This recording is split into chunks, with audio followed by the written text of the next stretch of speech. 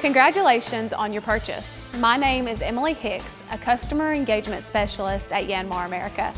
Today, I will walk you through Yanmar's YT235 Tractor Orientation and Operations Overview and show you some key areas of focus. For complete details, always remember to consult your tractor's operation manual. Also, consult with your Yanmar dealer should you have any additional questions. Okay, let's do this. Before we get into the nitty-gritty, it's important to review basic safety precautions and features. Perform a pre-operational check as outlined in your operation manual. And before you operate your tractor, always check for overhead clearances like power lines or anything that could potentially be hit by the rollover protective structure, or ROPS. Ensure that other people or any other obstacles are not near your tractor, and always be of sound mind and body before taking the controls. We need you to stay sharp out there. Wear personal protection too, like work boots, ear and eye protection. Yep, now I'm ready to get to work. Please note the ROPS is an important safety feature on your tractor. It should stay in the up position and only be folded down when low clearance is required. Raise it when clear. The operator should unbuckle the seatbelt when it's folded. Now, let's discuss tractor operation. First, you'll want to adjust the seat, which features 14 different positions. Use the forward-backward adjustment lever to find your optimum position. To move the armrest, turn the thumb screw at the pivot. Once your ideal seat position is set and comfortable, fasten your seatbelt. You might want to adjust the inclination angle of your steering wheel via the tilt lever found here. Unlock to adjust and lock it in when it feels right. To start your tractor, here are the conditions that must be met. Press down on the brake and then pull up on the parking brake lever. Move the range lever to neutral. Ensure the forward and reverse drive pedals are in the neutral position. Set the PTO switch to off. Lower implements by pushing the 3-point hitch control and implement control levers to their lowest positions. Adjust the throttle control lever to the idle position. Ladies and gentlemen, now you can start your engine. The ROPS model ignition has 3 positions: off, on, and start. The cab model has a 4th accessory position. Insert your key and turn to the on position. All lights should turn on. Observe the glow plug lamp on the left side of the instrument panel. In cold weather situations, the glow plug lamp will illuminate until heated enough to allow the engine to start. Start the engine by turning the key to the start position. Allow the engine to warm up sufficiently, more so when the temperatures are colder. Take note of the table displayed, which is also available in the operation manual. To turn the engine off, release the forward and reverse drive pedals.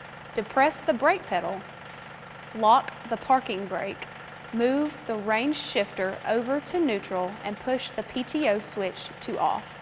Then turn the key to the off position. Always park your tractor on a flat, solid surface. Keep the PTO switch in the off position, the implements on the ground, and all levers in neutral, with the parking brake secured. More on that later. Now that we know how to start and stop the engine, let's see what it takes to make that tractor go. Headlights and turn signals are found on this lever. Headlights on and off, left turn signal up, right turn signal is down. Hazard lights are over here. Push on and off as necessary. But before we go anywhere, let's go over the controls. Travel range may be selected with the range shift lever located here. Neutral will disengage the transmission and not allow movement. Here's how these ranges should be used. Third range should be used for transport and light mowing. Second range should be used for transporting heavier loads, tilling, and grass mowing.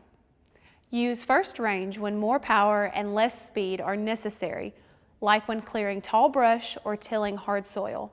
Always make sure to stop completely before changing ranges.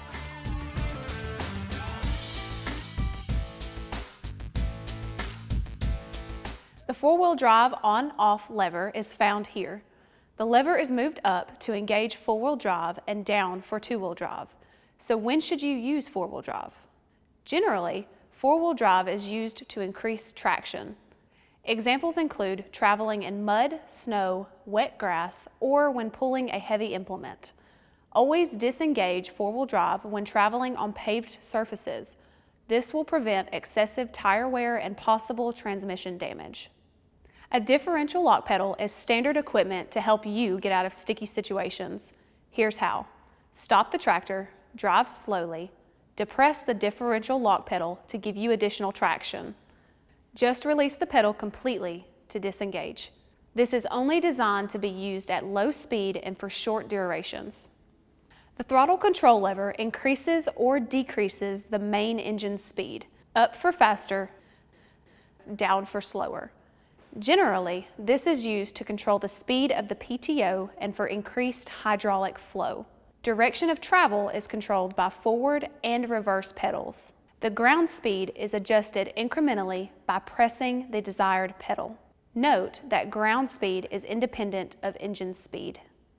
You also have a cruise control lever. It may be set while moving forward and released by pressing the brake. Now let's get moving.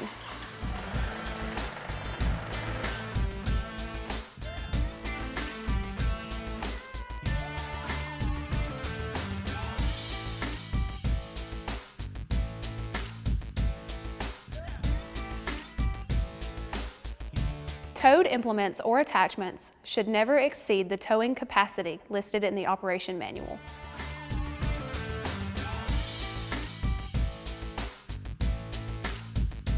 Now let's touch on the hydraulic system. The 3-point hitch control lever adjusts the height of an attached implement. Moving the lever forward lowers the lift arms and pulling back raises them. The numbers next to the lever represent the position for reference. When used in conjunction with the position stop knob, a consistent and repeatable height control provides seamless operation. Under the seat, you'll find the hydraulic flow control knob. Adjust with each implement to prevent the drastic drop of an implement. Turn the knob clockwise to slow descent and counterclockwise to speed up descent. The rate should be 2 seconds or more. Tractors should never be operated with the hydraulic flow control knob in the fully closed position. You'll also want to make sure to use implements that fit the requirements for this tractor, so be sure to reference your operation manual. While the tractor is traveling, set the 3-point control to the raised position. Now let's examine how the loader control lever is used. The bucket has a level indicator on the right loader arm. When the indicator is in the notch, the loader bucket is level. To raise the bucket, pull back on the implement control lever. Shifting the control lever to the left will curl the bucket. Shifting this lever to the right dumps the bucket. The bucket will fast dump if the lever is moved all the way to the right. Pushing the lever forward will lower the bucket. The float function can be engaged by pushing the lever forward past the detent. To release the float, pull the lever back slightly. You should feel it come out of the detent. The loader control lever can be locked into neutral using this implement control lever lock. To lock, pull the lever and turn clockwise. Unlock the lever. Pull out and rotate counterclockwise to the stored position. Take great care when handling large or heavy loads that may cause the tractor to roll over or the object to shift, fall, and strike the operator or someone else.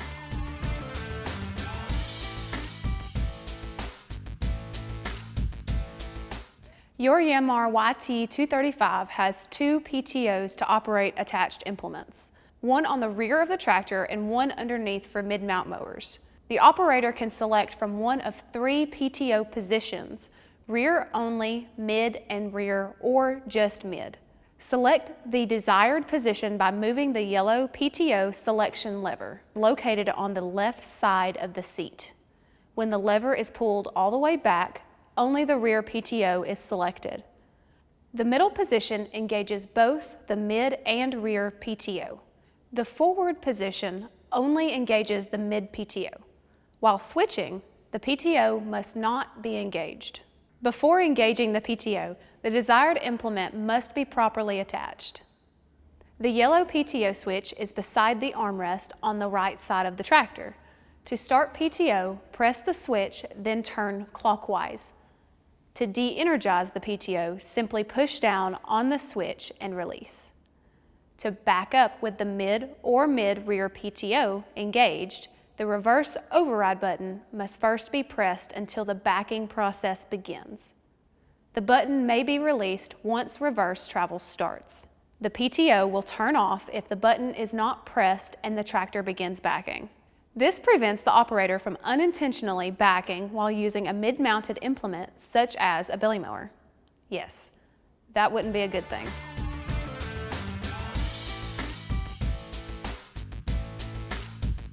If you're like me, you'll want to keep your new tractor running and looking like new for years to come. Your operation manual will provide a detailed service schedule.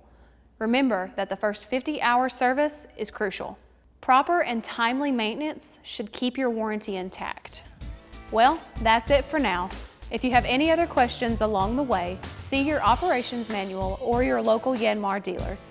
And remember, visit us at yanmartractor.com.